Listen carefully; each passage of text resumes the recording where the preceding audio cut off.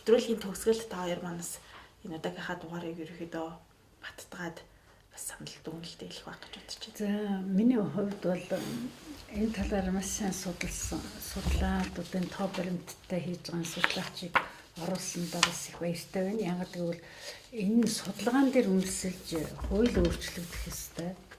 Тэгээд хуулиа сайжруулсны эцэст Монгол хүний эрүүл байх орчин бүрдэх ёстой. Өнөөдөр хууль нь бол гарцаагүй олон хуулиуд байна. Нийгмийн даатгалын, эрүүл мэндийн даатгалын гэл хуулиуд байгаа даа ш. Гэтэл өнөөдөр энэ маань бол ерөөсөө бидний орхигдоод ерөөсөө энэ талаар бол бид бол ерөөсөө бүтэц тогтолцоогийн хувьч гэсэн өнөөдөр эргэж харахаар зайлшгүй шаардлага гарч ирж байна. Энэ бол нэн даруй хийх тулмагсан асуудлын нэг гэж би бодож байна. Тийм учраас одоо энэ Монгол хүнийхээ эрүүл мэндийг бодож байгаа бол энэ тэр эрүүл мэндийн даатгалын шимтгэлээр ядаж урьдчилан сэргийлэх арга хэмжээнүүд дээр нь илүү их анхаараач. Хоёрдугаар тас тэр тусламж үйлчилгээдэд хөдөө орон нутаг руу их чиглээч. Ингээ санаа гаргаж байгаа, санаачилж байгаа тэр байгууллагуудаа бас дэмжиж өгөөсэй гэж би бодож байна. Яг гэвэл одоо эдний байгууллага гэхэд тэр Булган аймагт өргөтгөл барих гэл яваад байдаг. Тэрийг хурдан дэмжиж өгөх юм бол Булганаас наашаа хүн одоо аварт орлуулгын янз бүрийн өвчнөд наашаа ирж энд одоо 3 дугаар шатанд ирээл ойчлолоод тахгүй тий. Сарын дараа ормор гэсэн ойшир байгаа шүү дээ манай эмнэлэгт. Тэгэл бас хувийн эмнэлэгт мөнгөө бараад байхгүй. Зардлын мөнгө өсөксүүлээ сэтгэл зүйн тэр аймагтаа сайхан эмч нар олон байдаг. Тэнд нь ингээд одоо тусламж үйлчилгээг нь үзүүлээд ер нь эмнэлэг бол юу бол төрийн хяналтанд байх нь зөв гэдэг энэ эмийн сан. Одоо яг нөгөө эрсдэлд орсон хүмүүс бол төрийн хяналтандаа байх нь зөв. А тэрнээс өмнө бол урьдчилан сэргийлэх ажиллагаанууд их сайн хэрэгтэй байна. Манайхан болохоор өвдөл эрүүл эмнэлэг барихыг бодоод байна. Эмнэлэг барихтаа гол биш. Эрүүл байлгахад нь төрөөс их анхаарах чухал юм байна.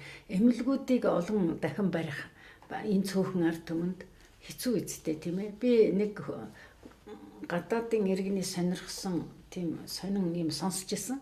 Чухам юу гэвэл гадаадд халдвартын эмнэлэг гэж байдгүй гэж. Тэр халдварт өвчин тусгадгүй байх нь шүү дээ. Манайх бол хөөх ямар ийм цөөхөн хүн амтай мөртлөө ямар том халдвартын эмнэлэгтэй бэ гэдэг. Тэгэхээр бид нар бол одоо эрүүл мэндийн анхаардаггүй орон халдварт өвчний эмнэлэгт бариал агаад байгаа. Улам томсгоно гэж бариад. Тэгээ бид нар ч тэрэндээ дасцсан. Сайхан том эмнэлэгтэй болох нь л гэдэг. Гэтэл тэр халдварт өвчин гэдгийг гаргахгүй байх асуудал бол төрийн том бодлогын асуудал гэж үзэж байна л да. Тийм учраас одоо энэ асуудал дээр их анхааралтай хандаасай гэж бас бодож байна. Үзэгч түмэнч гэсэн энэ асуудалд бас дуу хоолойгоо нэгтгэж явах хэрэгтэй гэж л бодоод байна да. Халдвартын эмнэлэг гэснээс халдвартын эмнэлэг дээр нэг юм бас нэмээд ярьчих. Халдварт гэдэг юм дээр хахад урьдчилан сэргийлэх үйл ажиллагаанууд бол ихэвчлэн цусаар буюу ургаар өвчнүүд дамждаг. Одоо манай Эрдэнэдийн сайд хүртэл ингээд төрөлхийн тэмбүү одоо жилдээ 50 төрөлттэй байна гэж яриад байгаа байхгүй. Одоо сүрээ өвчин халдаад байна гэж яриад байгаа байхгүй. Тэгээ сүрээ өвчнийг одоо авах арга хэмжээ үндэсний хөтөлбөр болгож хэрэгжүүлээ гэдэг. Тэгээ заавал нэг төсвөөс нэг мөнгө авахгүй л юм яриад байдаг. Уг нь бол тэр сүрээ өвчин гэдэг чинь бол Монгол улсын хуулиас давсан бүгд нь сүрээ өвчтний эрх үүрэг гэдэг Азийн хөгжлийн банк Эрдэнэдийн яам хоёр ингээд хийцсэн бүр хууль шиг юм хүртэл гаргацсан байж байгаа байхгүй. Нэг өвчин дээр нэг хууль гаргацсан байгаа байхгүй. Өвчтний эрх үүрэг. Тэрийгээр оюутнууд тараагаад байгаа байхгүй. Тэр би яг яаж урьдчилан сэргийлэх гэж яаж явах гэдэг үйл ажиллагаа явуулах гэдэг нь ойлгохгүй. Монгол улсад хууль байдаг. Хуулийнхаа дагуу үйл ажиллагаа явуулах хэрэгтэй. Тэгэхээр бүхэл бүтэн зүгээр нэг өвчин дээр хүртэл өвчтний тухай хууль гаргацсан. Сүрээ өвчин туссан хүн ийм эрхтэй байна, ийм үүрэгтэй байна гэдэг гаргацсан оюутнууд таргаа яваад байдаг. Энэнгээрээ би юу хэлэх гэхээр урьдчилан сэргийлээд нөхөн үрчхэн буюу 18, 20, 25 гэдэг нэг энэ асуудал дээр бүх хүмүүсээ шийдлэгийг хамруулдаг. Монгол улс чинь нэг жилдээ бол нэг 40 мянган хүүхэд, 40-50 мянган хүүхэд төрдөг яадаг байхгүй. Тэр хүүхдүүдийг 18 настайд нь 20 настайд нь шилгээнүүдийг хийгээд эмчилчих юм бол тэр төрөлтөгч байхгүй болчих шээ. Тэр Эрдэнэдийн зардлаас төсөөс нэмж мөнгө үндэсний хөтөлбөр болгож одоо мөнгө идэх шаардлага байхгүй байхгүй. Тэгээ зөв зохицуулалт хийхгүйгээр тэгээд энэ халдварт өвчин гэдэг юмуд чинь өөрөө заавал төсөөс мөнгө авах шаардлагагүй байдаг юм аа гадаад орнд эмнэлэг байдгүй маа гэдэг юмыг энэ эрүүл мэндийн даатгалын хуулиар зөв зохицуулах хэрэгтэй байхгүй. Хүмүүсээ эрүүл болгох нь даатгалын хуулиар зохицуулах болохоос биш төсвийн мөнгөөр зохицуулдаг маа. Төсвийн мөнгийг авчих юм бол одоо та нарыг үн төлбөргүй эмчилнэ, үн төлбөргүй төсвийн үйлчлэгээ үзүүлнэ гэдэг байгаа.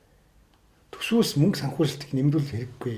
Тэргүү 700 одоо хэдэн тэрбум төгрөг байгаа мөртлөө нөгөөдхийгөө баахан өргөтгөл бариад баахан туулах чадвар сайтай машин гээл эмнэлгүүд өгөөд байгаа тоног төхөөрөмж хөдөө өгөхгүй байгаа шүү. Зохицуулт нь өөрөө бодлогоор буруу байгаад байгаа байхгүй. Тэгэхээр халдвартын эмнэлгийг өргөх юм уу, халдрын эмнэлгийг нэмэгдүүлэх гэхээсээ илүү тэр эрүүл мэндийн даатгалын хуулийг зөв болгоод хувь хүмүүсээс зардал гаргахгүй тэр даатгалынх нь хоригдлын сангийнх нь мөнгийг зөв зарцуулдаг болчих юм бол тэр хүмүүс өөрсдөө аяндаа өвчин тусахгүй болчихно. Эмнэлгийн тогтолцооны үйлчлэгээ хүртэл зөв зохион байгуулалтанд орно. Сайн дурын даатгал буюу хувийн даатгалын компаниуд өөрсдөө сайн ажиллаад ирэх юм бол нөгөө эмнэлгүүд чинь санхүүжлэх эхэлнэ. Эрүүл мэндийн даатгалын албан журмын даатгалынхаа сэтгүүлээр хүртэл мөнгүүд нь орно. Санхүүжилт бол эмнэлгийн тусламж үйлчлэгээр олон талаас гараад ирнэ. Би энэний хамгийн сүүлд дүүс хэлэх гэж байгаа юм гэхээр эмнэлгүүд дээр орж байгаа мөнгийг биш үү? Төрийн сан гэдэг юм эсвэл төр дээр хяналтгүй ордог. Ямар үйлчлэг яваад хэдэн төгрөгийн юм аваад хаана яаж тайлан гаргадаг юм байхгүй. Маш олон төрлийн данснууд байдаг. Тэр шинжилгээ их юм бол тэн төрлийн дансанд энэ юм дансанд эмчнэрт нь дор хаяж нөгөө үзлэхийн мөнгө 15% нь өгөх гээд ингэхэд нөгөөх нь 3 удирдалтаа өгөх мөнгө нь олддгүй. Хил ам хийж өгдөг. Яг үүндээ нөгөө иргэд нь болохоор та нар зөвхөн үзлэхийн мөнгө гээд 10-20 мянган төгрөг аваад идэг 30 мянган төгрөг аваад идэг үстэй. Та нар уусаа баяж чинь гэдэг яг цэвэр ажлыг хийж байгаа нөхдүүд нь бол мөнгө төгрөг авч чадахгүй л зээлээс зээлийн хооронд яваад шүү. Тэгэхэд эмнэлгийн удирдлагууд буюу тэр улс төрчтэй холбогдсон хууль хэрэгжүүлж байгаа нөхдүүд нь бол аль болохоор их асуудлыг дэвэргэж байгаа л төсвөөс их мөнгө авчих гал оронтойгоор нэмэгдүүлчих гээл тэгэл хөдөө оронтой байгаа хүмүүсийг Улаанбаатар руу шавуулчих гал тэгэл бид нар бол одоо жилдээ 20 мянган хүнд үйлчлээд 30 мянган хүн шинжилгээ өгөөд гэдэл баахан тоо ярьдаг. Тэгээ ямар үр дүнд гараад байгаа хэдэн хүн идгсэн гэхтэр хариулт байхгүй. Тэгээд энэ дэлхийн дэлхийд гарч байгаа энэ зүрх судасны өвчин, хавдрын өвчин, бусад өвчнүүдийг бол бид нар юу яахгүй байна. Тоног төхөөрөмж санхүүжилт муутай учраас дийлэхгүй байна л гэдэг. Дийлэхгүй байгаад биш. Тэр 700 тэрбум гэдэг чинь бол бас их мөнгө шүү дээ. Зүгээр бид буруу зүйлдэл зарцуулаад байна тийм үү? Аж ахуйн хэмжүүдийг санхүүжүүлэх байгаа байхгүй. Эргэж засгийн газар нь төрлөөгөө эргэж мөнгө санхүүжилтээ аваад эмийн компаниуд буюу засгийн газар нь аж ахуйн хэмжүүдийг санхүүжүүлдэг. Эрүүл мэндийн даатгалын сан дээр чинь йог, фитнес, спорт клуб, аршаа сувилал, нөхөн сэргийх төвүүдтэй даатгалын сангаас мөнгө өгч байгаа байхгүй. Энэ чинь өөрөө нөгөө бүх нийтийг тэгш хүртээмжтэй хангана гэсэн тэр заалтыг нь хуулийн заалтанд хэрэгжихгүй. Бүх хүмүүс тэрийг хамгаалж чадахгүй. Фитнесээ хэдэн хүн хичээлэх юм. Тэр нэг хэдэн улс төрчдийн цүнх барьж байгаа нөхдүүд улс төрчлөлтөнд эрүүл мэндийн даатгалын сангаас санхүүжилт авна шүү дээ. Бид нар очиод фитнест орж чадахгүй шүү. Тэр нэг сарынх нь 200 мянган төгрөг 300 мянган төгрөгийн фитнес чинь бид нар яаж явах вэ? Тэгээ 110 мянган төгрөг хөнгөлнө гэдэг. Тэгээ тэгш хүртээмжтэй чанартай аюулгүй тусламж үйлчлэгээ хүргэнэ гэдэг энэ заалт маань өөрөө гол одоо хэрэгжүүлэх зарчим маань өөрөө үнэхээр эрүүл мэндийн даатгалын хуулинд хэрэгжихгүй байхгүй.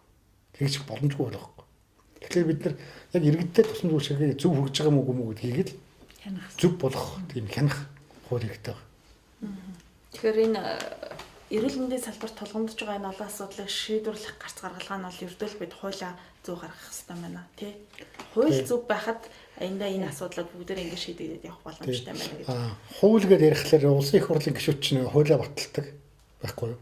Уг нь бол улсын тэр төрийн залхамж чанар гэдэг бол өөрөө хуулиараа хэрэгжиж явах хэрэгтэй болохоос яг тухайн үед төр засаг барьж байгаа юм уу шийдвэр гаргаж байгаа хүмүүс тэд нэр өөрсдөө оролцох боломжгүй. Хуулийн зөв болгонгуудаа төрийн албан хаагчдын дээр хуулиа хэрэгжүүлэл явах хэрэгтэй. Тэгэхээр тэр хуулиа өөртөө ашигтайгаар өөртөө ашиг олох тэр арга хэрэгсэл болгоод баталчингуудаа нөгөөх нь тусламж үйлчлэгээр хүрэхгүй. Тэгээд эмчнэр нь тэр игддэг тулалдаад байдаг. Нөгөө эмнэлгийн удирдлагууд нь хэдэн улс төрчтэй нийлж байгаа л тиймийг тэгж өний ингэ шүхэл бахан мөнгө идээд идэг. Тэр төрийн хэрэгжих нар эмнэлгийн бүх дарга нар чинь яах тараа тэр мөнгө болчтгий. Их хурлын гишүүд чи яах тараа тэр одоо цалингаасаа өөр орлохгүй хүмүүс яах тараа тэр мөнгө болчтгий. Хөрөнгө орлогын мэдээллийг харахаар юу байгаа шүү дээ. Манай эрүүл мэндийн яамны юу одоо мэрэгчлэнүүд айгүй хүн цаасны юутай одоо мэдлэгтэй баахан хувийн компаниудын хувьцаануудыг эзэмшдэг хөрөнгө оруулалтын мэдлэг. Гэхдээ хэзээдэн тэр хүн цаасны хувьцааг судлаад байж идэгий аль компаниуд ашигтай ажиллана гэдэг тэднэрт хувьцааных нь мөнгө сануулгачдгийг. Жирийн хүмүүс тэр хувьцааны тухай юугаар мэдэхгүй шүү дээ. Ойлголцож байна.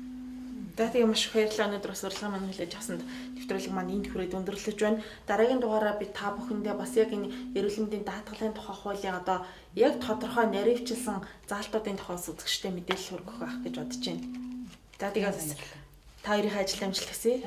За баярлалаа. Монгол хүний үнцэн нэвтрүүлгийн энэ удаагийн дугаараа энд хүрээд өндөрлөж байна. Энэ удаагийн сэдвээр бид Монгол хүний эрүүл мэндийн үнцний тухай ярилцлаа. За эрүүл мэндийн даатгуулагчдын хяналт төрөөс байгууллагын тэргүүн Эрдэнэцэнгийн Эрдэнэ хотын удаагийн зочноор оролцлоо.